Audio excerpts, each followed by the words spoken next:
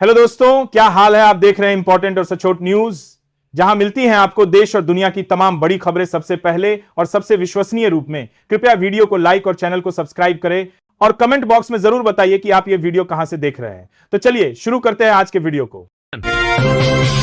बंगाल में बाबरी मस्जिद शिलान्यास पर हाई अलर्ट। आज 6 दिसंबर को पश्चिम बंगाल के मुर्शिदाबाद जिले में निलंबित टीएमसी विधायक हुमायूं कबीर द्वारा बाबरी मस्जिद की तर्ज पर एक नई मस्जिद की नींव रखे जाने को लेकर भारी तनाव है।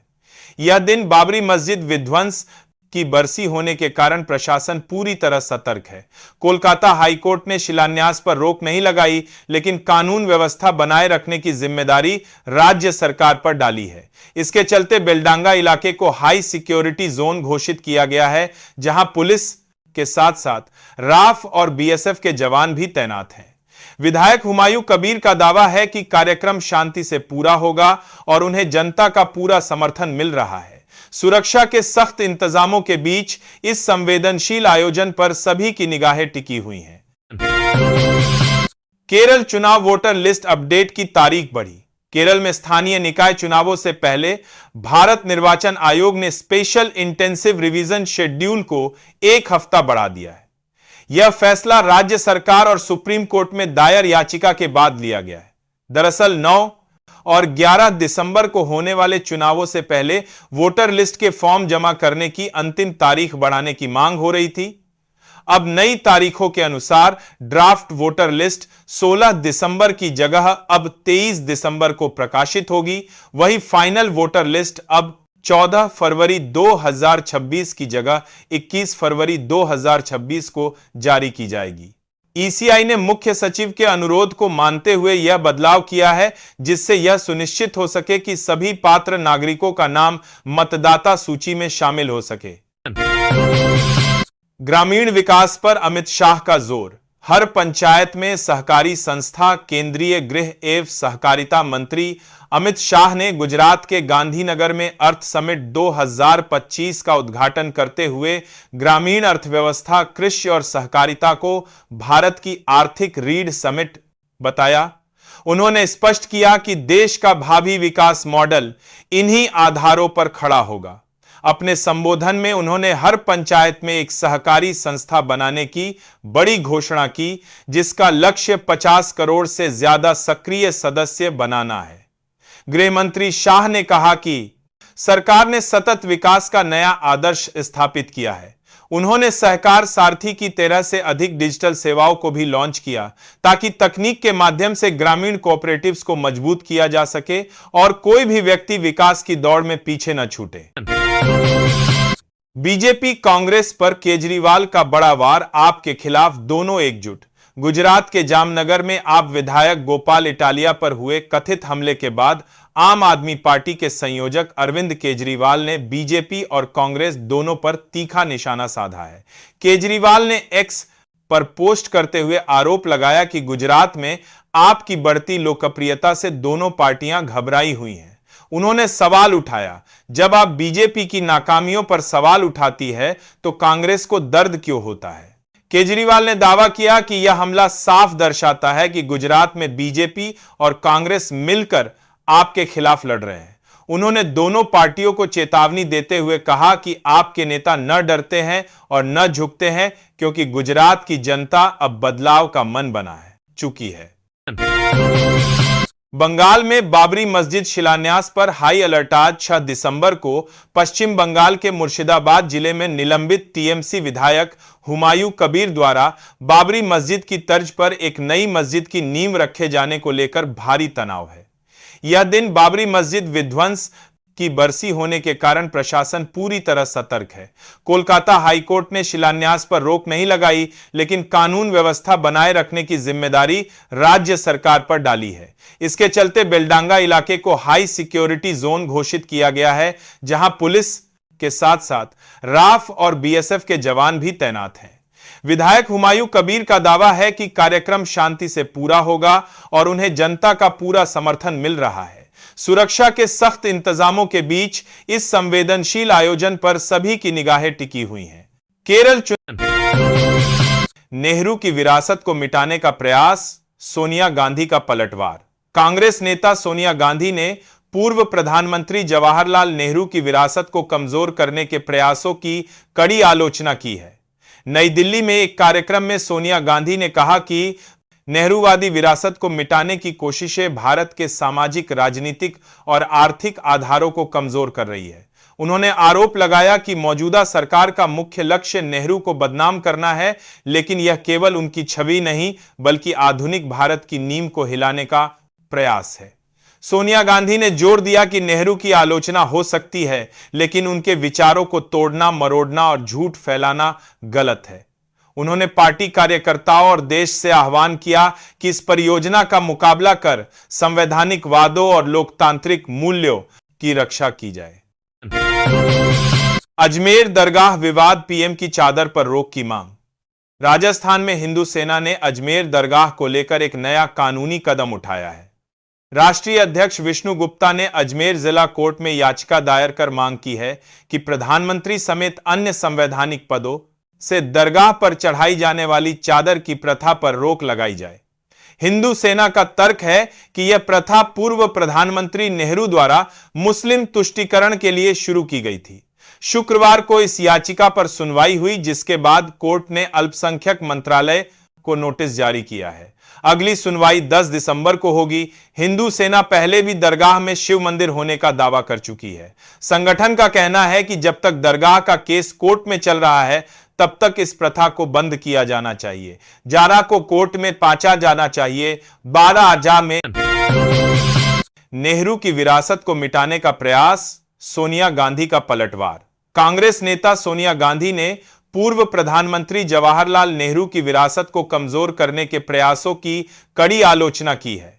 नई दिल्ली में एक कार्यक्रम में सोनिया गांधी ने कहा कि नेहरूवादी विरासत को मिटाने की कोशिशें भारत के सामाजिक, राजनीतिक और आर्थिक आधारों को कमजोर कर रही है।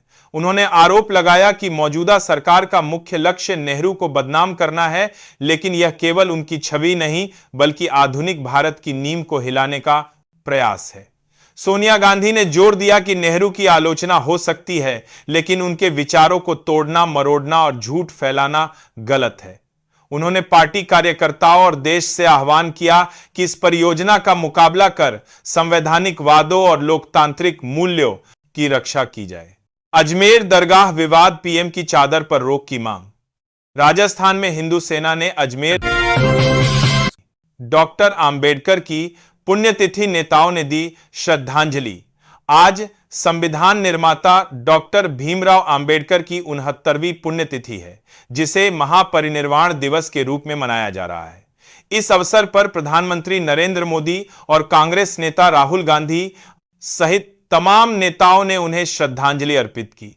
पीएम मोदी ने कहा कि बाबा साहेब का दूरदर्शी नेतृत्व और संविधान के प्रति उनकी अटूट प्रतिबद्धता हमारी राष्ट्रीय यात्रा को राह दिखाती रहेगी। वहीं राहुल गांधी ने डॉक्टर अंबेडकर की विरासत को समानता और संविधान के प्रति व संविधान की प्रतिबद्धता बड़ा वास्ता, न्याय और मानवीय गरिमा की प्रेरणा बताया और संविधान बचाने के अपने संकल्प को दोहराया।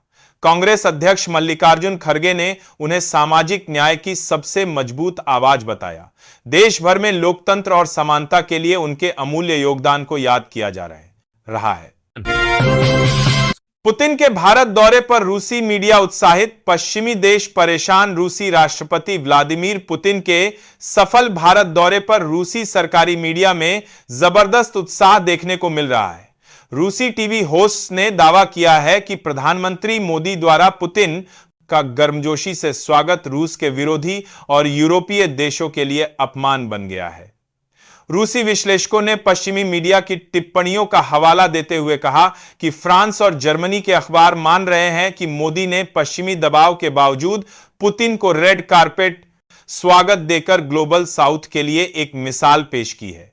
रूसी मीडिया का कहना है कि यह दौरा पश्चिमी देशों के लिए एक कूटनीतिक झटका है जो रूस को अलग थलग करने में नाकाम रहे हैं। उन्होंने यह भी कहा कि इस दौरे से डोनाल्ड ट्रंप को भी आत्ममंथन करना पड़ेगा।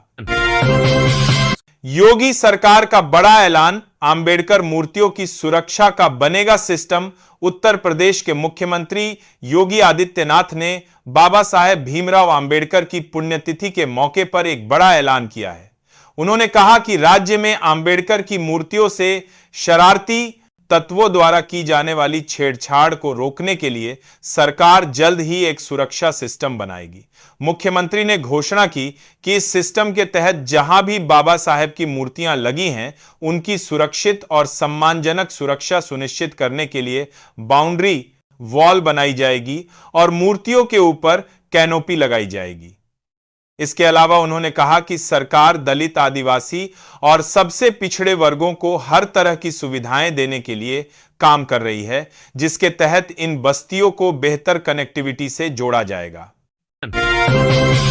पुतिन के भारत दौरे पर रूसी मीडिया उत्साहित, पश्चिमी देश परेशान। रूसी राष्ट्रपति व्लादिमीर पुतिन के सफल भारत दौरे पर रूसी सरकारी मीडिया में जबरदस्त उत्साह देखने को मिल रहा है। रूसी टीवी होस्ट ने दावा किया है कि प्रधानमंत्री मोदी द्वारा पुतिन का गर्मजोशी से स्वागत रूस के विरोधी और यूरोपीय देशों के लिए अपमान बन गया है। रूसी विश्लेषकों ने पश्चिमी मीडिया की टिप्पणियों का हवाला देते हुए कहा कि फ्रांस और जर्मनी के अखबार मान रहे हैं कि मोदी ने पश्चिमी दबाव के बावजूद पुतिन को रेड कारपेट स्वागत देकर ग्लोबल साउथ के लिए एक मिसाल पेश की है। रूसी मीडिया का कहना है कि यह दौरा पश्चिमी देशों के लिए एक कूटनीतिक झटका है जो रूस को अलग थलग करने में नाकाम रहे हैं। उन्होंने यह भी कहा कि इस दौरे से डोनाल्ड ट्रंप को भी आत्ममंथन करना पड़ेगा। योगी सरकार का बड़ा ऐलान, अंबेडकर मूर्तियों की सुरक्षा का बनेगा सिस्टम। उत्तर प्रदेश के मुख्यमंत्री पुतिन के भारत दौरे पर रूसी मीडिया उत्साहित, पश्चिमी देश परेशान। रूसी राष्ट्रपति व्लादिमीर पुतिन के सफल भारत दौरे पर रूसी सरकारी मीडिया में जबरदस्त उत्साह देखने को मिल रहा है। रूसी टीवी होस्ट ने दावा किया है कि प्रधानमंत्री मोदी द्वारा पुतिन का गर्मजोशी से स्वागत रूस के विरोधी और यूरोपीय देशों के लिए अपमान बन गया है। रूसी विश्लेषकों ने पश्चिमी मीडिया की टिप्पणियों का हवाला देते हुए कहा कि फ्रांस और जर्मनी के अखबार मान रहे हैं कि मोदी ने पश्चिमी दबाव के बावजूद पुतिन को रेड कारपेट स्वागत देकर ग्लोबल साउथ के लिए एक मिसाल पेश की है। रूसी मीडिया का कहना है कि यह दौरा पश्चिमी देशों के लिए एक कूटनीतिक झटका है जो रूस को अलग थलग करने में नाकाम रहे हैं। उन्होंने यह भी कहा कि इस दौरे से पुतिन के भारत दौरे पर रूसी मीडिया उत्साहित, पश्चिमी देश परेशान। रूसी राष्ट्रपति व्लादिमीर पुतिन के सफल भारत दौरे पर रूसी सरकारी मीडिया में जबरदस्त उत्साह देखने को मिल रहा है।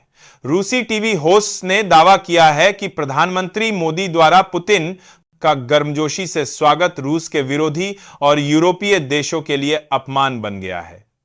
रूसी विश्लेषकों ने पश्चिमी मीडिया की टिप्पणियों का हवाला देते हुए कहा कि फ्रांस और जर्मनी के अखबार मान रहे हैं कि मोदी ने पश्चिमी दबाव के बावजूद पुतिन को रेड कारपेट स्वागत देकर ग्लोबल साउथ के लिए एक मिसाल पेश की है। रूसी मीडिया का कहना है कि यह दौरा पश्चिमी देशों के लिए एक कूटनीतिक झटका है जो रूस को अलग थलग करने में नाकाम रहे हैं। उन्होंने यह भी कहा कि इस दौरे से डोनाल्ड ट्रंप को भी आत्ममंथन करना पड़ेगा। योगी